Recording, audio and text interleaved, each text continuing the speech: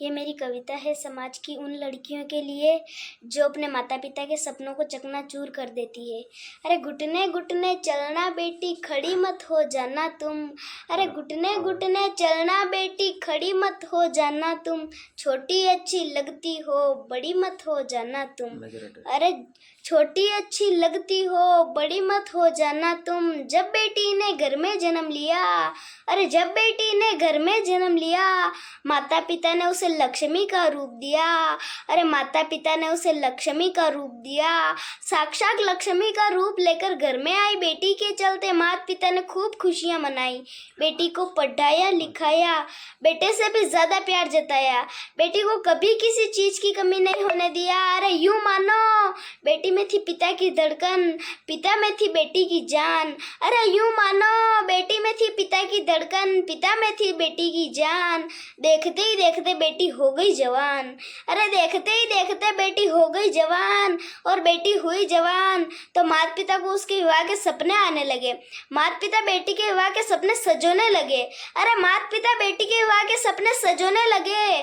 पिता सोच रहा था धूमधाम से विवाह रचाऊंगा, सारी जिंदगी की कमाई बेटी की शादी में लगाऊंगा, किसी भी चीज की कमी नहीं रहने दूंगा, सर से लगाकर पांव तक गहनों से सजाऊंगा।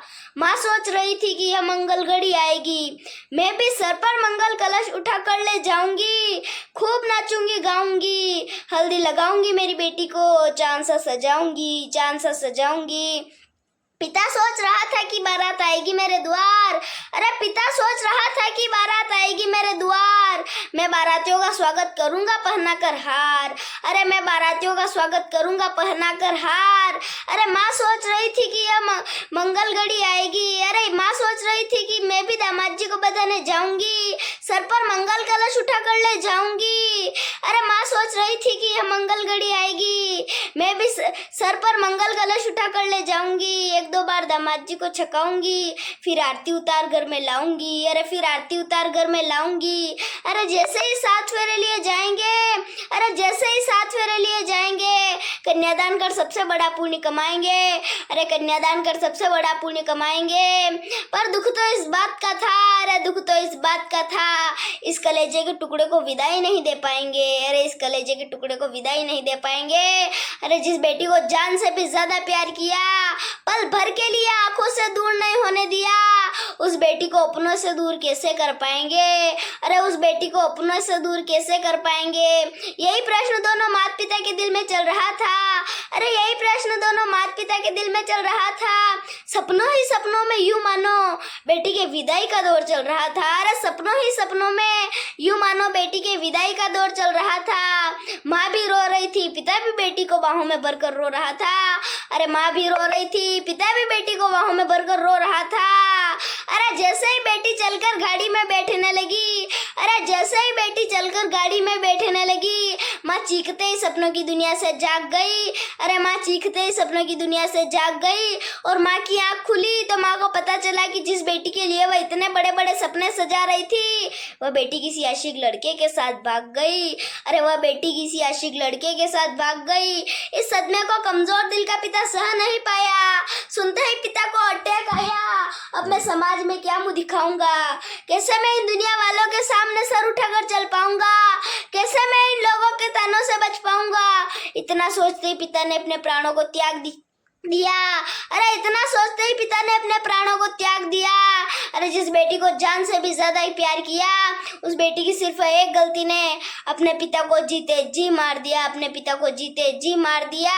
अरे विधवा हो गई वो माँ, अरे विधवा हो गई वो माँ जो रातों रातों तक सो न पाई। खुशियां तो मानो माँ की माँ से कोसों दूर हो गई। अरे खुशियां तो मानो माँ की माँ से कोसों दूर हो गई। बेटी और पति के गम में माँ भी पागल हो गई। अरे बेटी और पति के गम में माँ भी पागल हो गई। अरे बचा था केवल छोटा भाई, अरे बचा था केवल छोटा भाई। भाई बोला वह बहन नहीं थी, वह तो थी एक कसाई जो खुशहाली से भरे परिवार में आग लगा गई। अरे जो खुशहाली से भरे परिवार में आग लगा गई।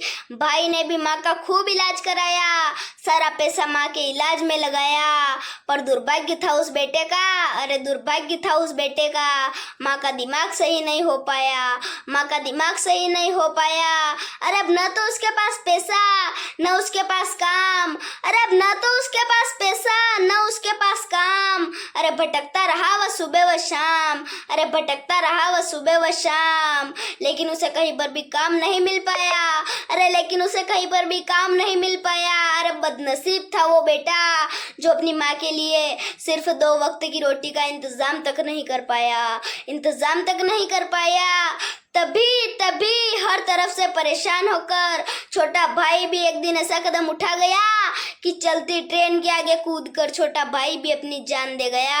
अरे छोटा भाई भी अपनी जान दे गया, लेकिन उसकी जेब में मिला पत्र सभी बहन बेटियों के लिए एक संदेश दे गया कि हमारी प्यारी प्यारी बहना, रख सको तो इस राखी के धागे की लाज रख लेना, और हो सके तो मेरी प्रार्थना को स्वीकार कर लेना, और ऐसा कदम कभी उठा मत लेना, और ऐसा कदम कभी उठा मत लेना कि सर उठाकर चलने वाला पिता शर्म से मर जाए, और माँ बेटी और पति के गम में पागल होकर दर दर की ठोकरें खाए, दर दर की ठोकरें खाए, और भाई दुनिया और बेरोजगारी से परेशान होकर रेल की पटरियों पर जाकर कट जाए, रेल की पटरियों पर जाकर कट जाए। अरे जिस भी बेटी द्वारा अगर ऐसा कदम उठाया जाएगा, अरे जिस भी बेटी द्वारा अगर ऐसा कदम उठाया जाएगा, उसे माँ बाप तो क्या भगवान भी कभी माफ नहीं कर पाएगा, भगवान भी कभी माफ नहीं कर पाएगा। अरे बेटियां अगर अपने माता पिता के सपनों को यूं तोड़ जाएगी, अरे बेटियां अगर अपने माता पिता के सपनों को यूं तोड़ जाएगी, तो फिर कोई भी माँ बेटी को जन्म देने की हिम्मत नहीं कर पाएगी, हिम्मत नहीं कर पाएगी। मैं साक्षी अहीर, पिलखेड़ी से। जय हिंद।